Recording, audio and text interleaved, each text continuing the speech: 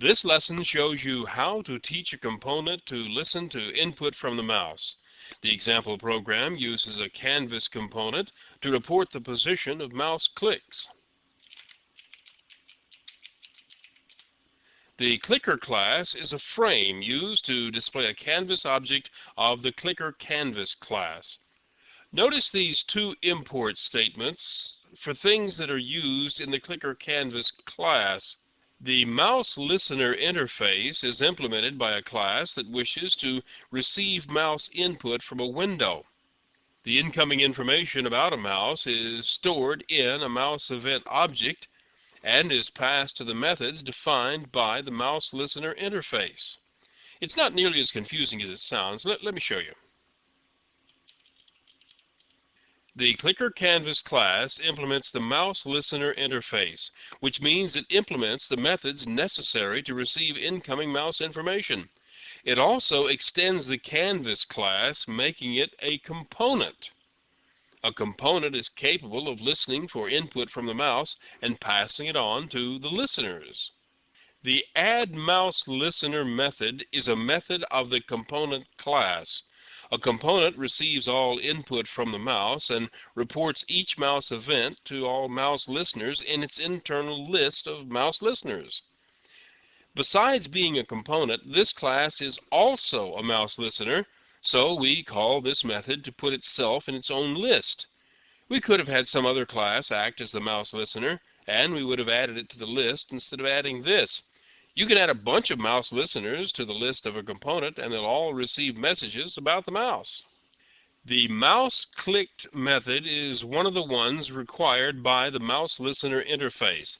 It gets called every time a mouse button is pressed and then released, that is, when it is clicked.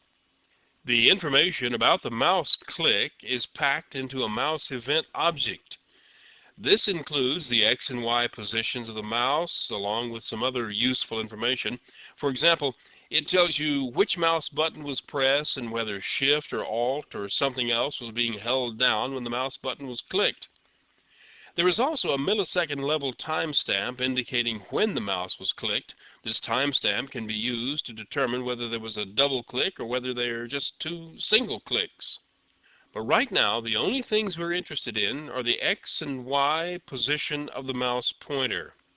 Then we want to update the display to show this new location, so a call is made to repaint once we've stashed the new X and Y values. Now this method is called every time the mouse pointer enters the window. The same mouse event object is passed to show the point of entry.